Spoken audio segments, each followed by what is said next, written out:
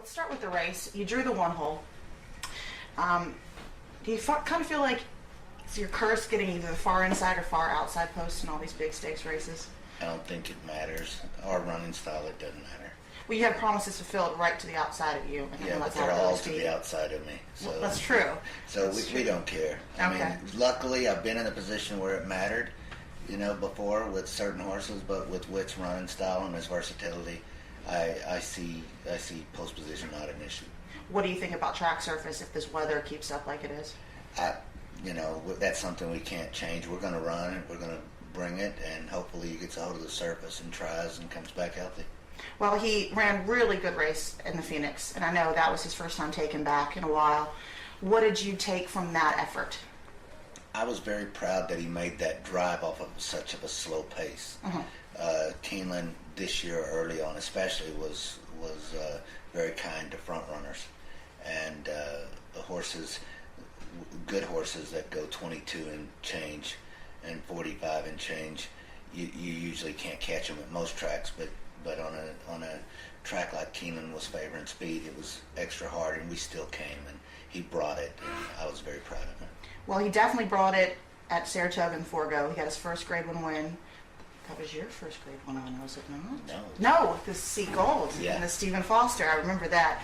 And that was his career best buyer that day.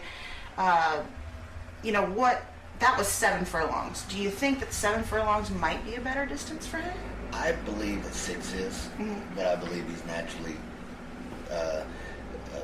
talented at anything. I'm not convinced that he's not a route horse. So I think he's a very good sprinter, and we're going to focus on sprint. But we got beat by 2 Grade 1 winners when we ran out of ground. So that's Creator and he come back to win the Belmont and then Cupid. Yeah. I mean, those are both nice horses, so it's not like we were underperforming going a route. No. I think he's very versatile, and that's one of the things that gives us an edge. Absolutely. Coming into this race, you're not known for working a lot of really fast works, but he's coming in off 2 Bullet, really sharp works. Was that by design? This whole year has been by design from getting to the Breeders' Cup. This is one of my dreams, is to try to win the sprint, and this one come to my backyard. It's less than a mile from where I live. I want to run well in this race, and I've worked backwards from that date, from the Breeders' Cup all the way back. So when we were running the Count Fleet, we were pumped up and proud to do that, but that was always, in my mind, that was one of the cool races we wanted to try to win on the way back to the Breeders' Cup. You said you're just a mile from here. I know you're from Arkansas, but you've been based here in Louisville for quite some time. What does Louisville mean to you? Is it like a second home? It's a great part of history in racing, and anytime you can do big things here, it's a feather in your cap. And I'm here because racing is here, and we want to run well. And it just so happens that our neighbors know we train horses, and the guy who delivers our mail knows our horses' names, and so it's like a second home. South will be my home, but this is always like a second one. Well, I know you told me when we spoke last year that winning the Breeders' Cup Sprint is your bucket list race, but that was on the West Coast. So winning it here, given everything you've been through this year between health issues and then Whitmore coming back to be just as strong, if not stronger than he was last year, what would it mean this year to you? Well, this year with the competition that's here, it's an unbelievable race. This is, whoever wins this race is horse of the year. His third co-favorite. It's amazing. And it's talent. There's it's deep. There's Grade 1 winners. There's Breeders' Cup winners. There's some really fast horses. So this year especially, I want to win it. I grew up wanting to win it. So right. Everybody else was wanting to win the Derby and stuff, and I didn't even focus on the Derby till the year before Far Right and War Story. So I definitely want to win it now, but Breeders' Cup's always been my thing for the sprint. So he's coming in really sharp, off some really good performances.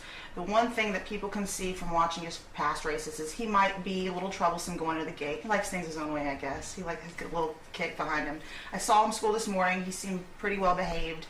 What did you think this morning? And has he been schooling more frequently in preparation for this race?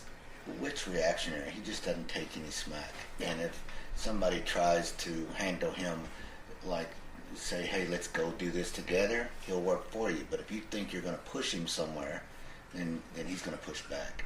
And I think a lot of times people will forget, and sometimes you just kind of put pressure on him behind, and he won't take pressure. Right. So.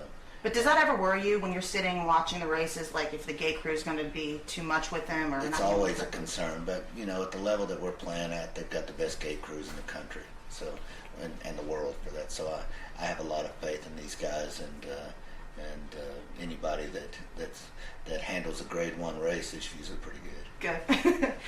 The man you named him after, Whitmore, did you grow up with him?